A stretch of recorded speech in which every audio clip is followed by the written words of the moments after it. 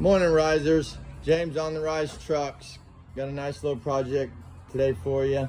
2022 Denali Duramax 6.6 liter diesel.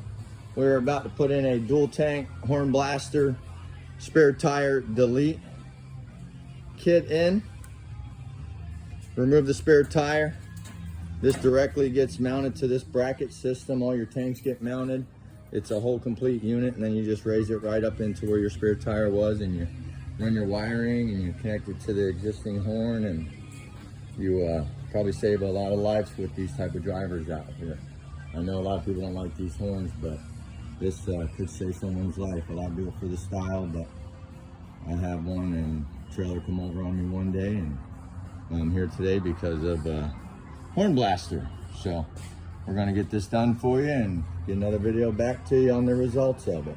You guys have a great, blessed day, and look at that sun is shining, no more rain. Peace.